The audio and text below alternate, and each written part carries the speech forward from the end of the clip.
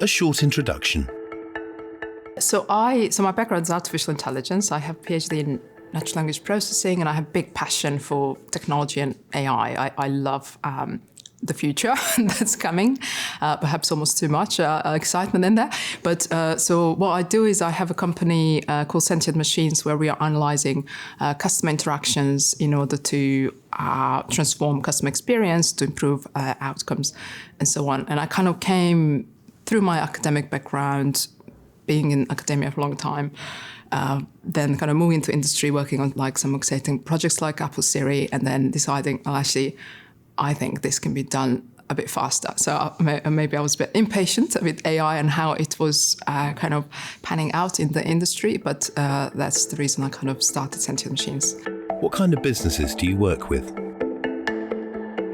So there's particular businesses, I think, first of all, that come to us, and it's the businesses who are kind of very focused on the customer and very focused on the actual customer experience, and they have a lot of interactions with their customers over the phone, email, chat, and they want to make sure that that communication flows and that they're doing the right thing, and at the end of the day, their customers are really happy. And that's kind of the pain points are really a lot of frustration that can happen either due to your product or due to the way your customer service has handled something. So that's kind of where we jump in to try and rectify those issues and alert, like as it happens, we will send an alert to say, actually, this is what's happened and this is how you can fix it.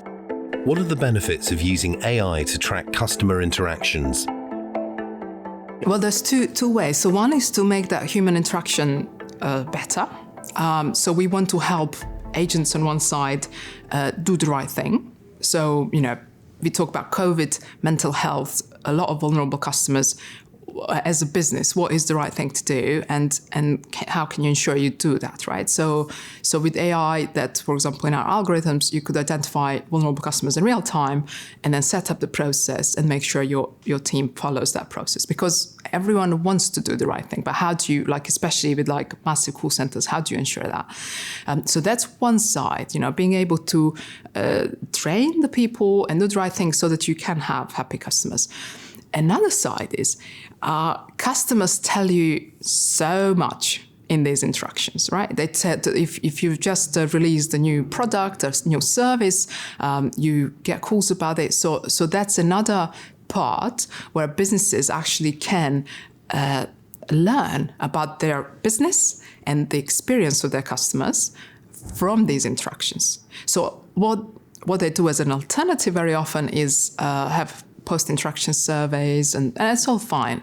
I'm not against that, but there is so much knowledge and data and valuable insights in these daily interactions that you could leverage that. So you can know, you will know what people are buying this product because they like this, or they are canceling the product because of this. So all of this can come out in very pretty intuitive dashboard that you could then just basically hand over to your business strategy team or customer experience team to actually change and transform. So from my point of view, we are helping about competitive advantage for the future, because there is so much information, you could leverage that to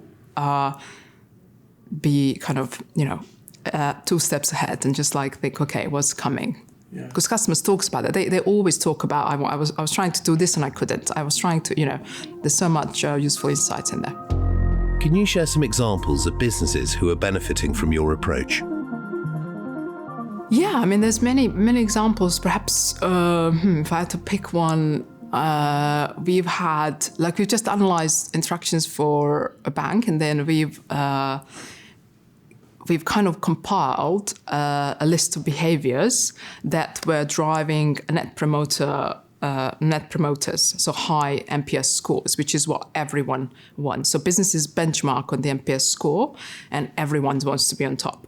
But how do you know? How do you train the agents, usually an ad hoc approach, to actually get and increase those scores? So we help this business basically do exactly that, increase the NPS score by following or eliminating some sorts of behaviors and introducing some other ones. So to give you an example, uncertainty. So if on the phone people want answers, they want to know that if they phone you up, they want something, right? So the language you use is very important. So there's a big difference if your agent says it should happen tomorrow or it is going to happen tomorrow, right? And this is like a subtle difference that actually makes people like you or not. As simple as that. So I think that perhaps is one example on kind of the customer experience side.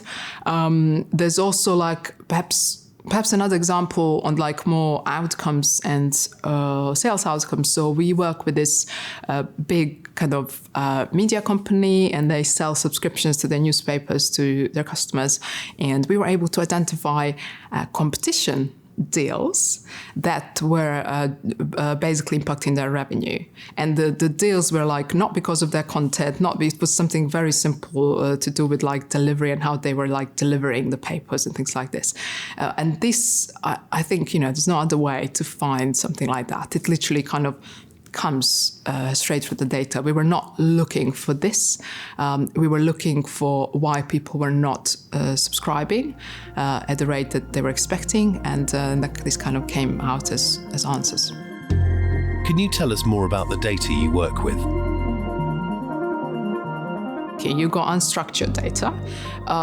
Unstructured data like conversations, email communications. So when I talk about data, I mainly, because I'm slightly biased, I talk about unstructured data and conversations, and then we try and create some kind of structure. We try to extract something interesting, which is data points that kind of create some structure. Another type of data is what is already structured. So this would be in the case of your customers, some maybe transaction data or like some customer preferences or like anything that you have stored somewhere in a database where you can use that to leverage to learn more about your customers or to improve communication. So when analysing all this data, where do you start? Very good question, because with data, you kind of have to know what you're doing. You can't just kind of throw data at the algorithms and hope you're going to get something interesting. You have to start with the hypothesis. So you have to start with like in this case, we knew that people were cancelling. So we were able to, and we also knew that on the phone, they were asked about the reasons for cancellation. So really what our algorithms had to do is look for kind of little summaries of these interesting bits of the conversations.